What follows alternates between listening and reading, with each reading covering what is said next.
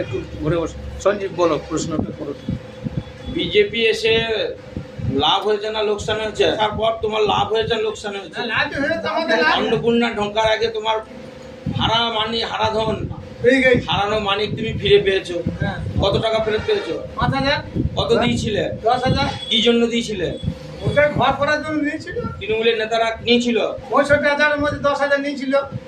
তাহলে তুমি 10,000 দিয়েছিলে কাকে? ওই দুজনকেই দিয়েছি। কি নাম তাদের? ওই পলাশ। তাদের নাম কি? পলাশ আর উদ্যান। বিধান আর উদয়। বিধান, হ্যাঁ। যাক, দিয়ে তোমাকে কি বললো? 10,000 ফেরত দিয়েছে না, 5,000 দিয়েছে। আর কি বললো? ওরা বলে এই নাও। এবং বললাম যে ঠিক আছে, যা দিচ্ছ ওই আর নেই। মানে 5,000 টাকা নিয়ে তুমি সন্তুষ্ট? হ্যাঁ। কত বছর আগে নিয়েছিল টাকাটা তোমার কাছে? 15 বছর। 15 বছর আগে।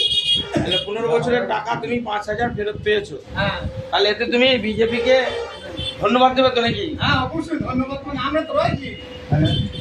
ধন্যবাদ মানে আমরা তো আগে করে আছি।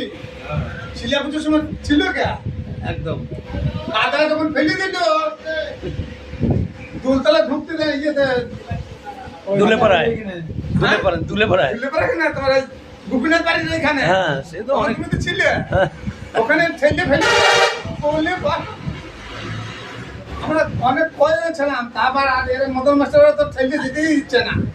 আচ্ছা, আমি সঞ্জীব তো বললো, আমি বলি যে আমরা যে উদ্যোগ নিচ্ছি, এ পর্যন্ত তোমার নিয়ে 44টা কেস আমরা সমাধান করলাম, বহু মানুষের আমরা উপকার করেছি। তাহলে সেই বিজেপি দলের হয়ে তোমার নৈতিক কর্তব্য কি? আগামী দিনে তুমি কি করবে মানুষের পরিষেবা দেওয়ার জন্য? আদায় করতে হবে। তাদেরকে আদায় করে এখানে ভিডিও করে সোশ্যাল মিডিয়ায় ছাড়তে হবে, তবে মানুষ বুঝবে।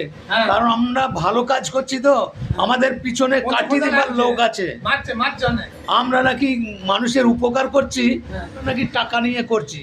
তা তুমি যে টাকাটা পেয়েছো, সঞ্জীবকে বলেছো, ওই অফিসে এসে বললে না কেন? আমি বলাতে বললে কালকে হাটে আমাকে দিয়েছে যখন, তখন দেখিয়েছো। যাক, ঠিক আছে, তুমি খুশি তো? তোমার এটা উচিত হয়নি খুশি হওয়া। অত্যাচার করে তোমার কাছে 10,000 টাকা নিয়েছে, তুমি তাকে ছেড়ে দিলে কি জন্য? 10-এর জায়গায় ওকে 12,000 নেওয়া উচিত ছিল, ছিল কি না? আমাকে বাড়িতেও বলি, আমাকে বাড়িতেও ঝগড়া লেগেছে। হ্যাঁ, আমাদের বউ বলছে না, কেন তুমি দিলে কেন? 10,000 আদায় করে দরকার ছিল। ঠিকই বলেছে। মানুষের সব ও গরিব, এত বড় একটা ব্যবসা চালাচ্ছে। চালাক যা হোক, মানে পাড়া বাড়িতে বাস করতে গেলে সবাই একবারে ইয়ে করা ভালো নয়। যেটা এইটা জিজ্ঞেস করলে যে তোমার ভিডিও হয়ে থাকলো, পরে যদি কেউ বাঁদরামি করে, কানটা ধরে নিয়ে এসে এখানে অফিসে তাকে দেখাবো।